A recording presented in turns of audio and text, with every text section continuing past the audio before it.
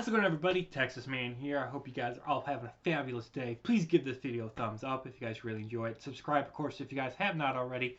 Also, do me the biggest favor of all, hit that bell notification button so you guys don't miss out on future videos or streams here on my channel.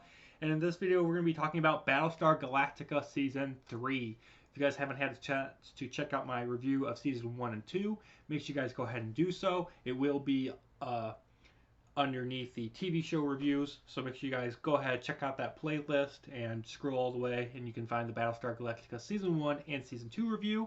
And as always, guys, we're going to be talking about positives and negatives, and I've got a lot of notes, so this video is probably going to be extremely long, so just, grab a bowl of popcorn and your gigantic, large thing of soda. Me, I had to drink a lot of G Fuel to do this one. Yeah. Because that strawberry banana flavor is pretty good. In order to do this review, I had to drink a lot of energy. Because to be honest with you guys, there was a lot that happened in this season. And I'm kind of conflicted with Season 3. Season 1, I had a blast watching character development and whatnot. Season 2 had its ups and downs and whatnot, but I thought it was pretty good. Season 3, however, I don't know. It's just like this season didn't hook me. It didn't have the staying power. I don't know if it's because I was able to binge all 19 episodes in 3 days, but I didn't feel like this season had enough. It didn't feel like it had enough weight to it. I felt like Season 3. Sorry, I felt like Season 3 was a very dragged out 3 to 4 hour movie, not a TV show, not a season. I got construction going on right next door, so I'm sorry if there's any noise in the background.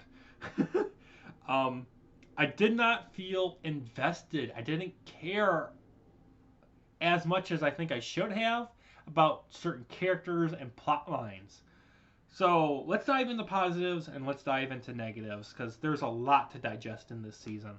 First of all, this season only takes a few months in between the seasonal break of Season 2 and 3, unlike most seasons where they take a year or so.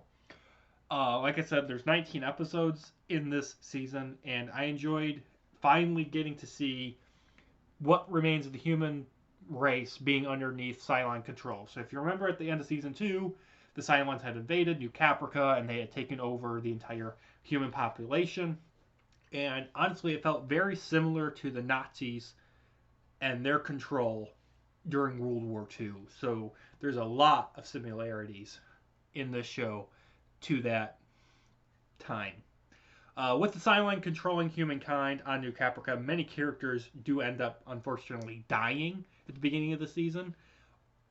And those that end up living have massive character growth and massive character arcs that just explode and go into places that I did not expect. Also, we end up finding out that there are 12 Cylon models, and I know I've said this before, but so far in Season 1 and 2, we only get to see 7 of the 12. In this season, we get introduced to 4 of the final 5, and 4 of the final 5 models are revealed to be the Deck Chief, the head resistance leader that marries Starbuck, aka Kara Thrace, President Rosalind's aide / assistant, I actually don't remember her name, and then we also find out that Colonel Saul, the second person in command of the Battlestar Galactica, we find out that all 4 of those people are actually Cylons, and I was like, yay, we finally got to that point, so I was really happy for that. Kara Thrace, aka Starbuck, ends up becoming my favorite character this season, while President Gaius Baltar becomes basically an idiot and an irritation. In Season 1 and 2, if you guys remember, Dr. Gaius Baltar was my favorite character in this season. He really drops low, and I just didn't care about him. Kara Thrace, aka Starbuck, was my favorite. Even when she ended up dying, I loved the fact that they had the guts to actually kill her off, because her death was also not only emotional for me, but it was emotional for all the characters in the show and seeing the impact of Kara Thrace dying, it really does an emotional impact on the entire crew of Battlestar Galactica because of the impact that she's had in the past 2 seasons. And then she ends up coming back towards the finale of the season, and she says, "Hey, I've been to Earth. I know how to get there. I'm going to lead the entire fleet there," and that's how the season ends. Going back to the beginning of the season, the human insurgency and the military do a lot of inhuman things to try to wipe out the Cylons, like suicide bombings. The human race in this season becomes more desperate than ever for survival and to wipe out the Cylons and try to get to Earth. Character love stories grow and characters finally get married after 2 seasons, so we finally get to figure out who wants who and who gets who. Cassie, Starbuck's half human, half Cylon daughter, was cool addition to the show, even though after 3-4 episodes we find out that she's not Starbuck's daughter and she belongs to somebody else. Cylon Sharon becomes an officer in the human military fleet, which is really cool. The soundtrack 100% is amazing. The soundtrack in this season was just phenomenal, the best out of all 3 seasons so far. Colonel Saul ends up actually having to poison and kill his wife Ellen because she ends up siding with the Cylons. And the fact that the Colonel had to kill his own wife because Ellen was feeding the Cylons information on the insurgency, I was like, wow, the loyalty and what you have to do in order to win a war against your enemy was very emotional. Episode 3 has definitely the best action scene in the entire season for combat. At the beginning of this season, also, the battleship Pegasus is destroyed in order to rescue everybody off of New Caprica and flee the planet and try to get back to the mission of getting to actual Earth, which I thought was pretty cool. Hera, Sharon's half human, half Cylon. Baby plays a big role in this season, which I thought was really cool. President Gaius Baltar gets his for sure. After the whole exodus of New Caprica, Rosalind becomes the president again, while Tom Zarek, a criminal from the past 2 seasons, ends up becoming VP, which I thought was pretty cool. And then, of course, with the Exodus, this season deals with the collaborators that worked against humankind with the Cylon occupation on New Caprica. And basically the punishment ends up becoming death by being launched into the vacuum of outer space. The Survivor Countdown actually returns at the beginning of every single episode. So, like, for example, at the beginning of episode 4, it'll be like 41,000 survivors. And then the next episode, it'll start off and it's like 39,998, which lets you know that like 2 people in that episode are going to die, which I thought was pretty cool. Also, we get to learn that the Cylons also want to settle on Earth, which of course is going to lead to a major war, a major battle, and it's constantly creating a power struggle between these 2 factions. We also get to have the ability to finally see the inside of the Cylon base ship. And it was really cool also to see the aftermath of the Cylon controlling humankind. We get to see the aftermath and the effects on the characters like Saul and Thrace, and be introduced to the Cylon virus.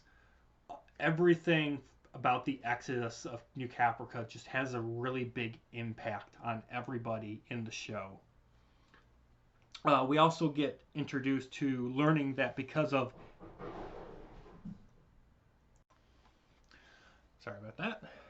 Because of Admiral Dama's actions in the past with recon missions and going beyond the armistice line, the Cylons attacked because the humans ended up actually breaking the treaty. So I thought that was pretty cool to learn about that. We also dive a lot into the background and story arcs of Starbuck and Admiral Dama's past and what they did on Caprica before the Cylon invasion. And also, we finally get to see that Starbuck and Apollo, Kara Thrace, and Leah Dama finally admit that they love each other. So that was really cool. I'm gonna lose my Starbuck's destiny also was planned from birth, and nothing that she can do is ever going to change her future, which I was happy about. And lastly, for positives, I was really shocked that they had the audacity to go with the plot line where Leodama ends up leaving Colonial Fleet and becomes a lawyer because his dad doesn't trust his own son's uh, judgment. I'm going to be right back. I need a glass of water. For negatives, there's a couple I do want to address.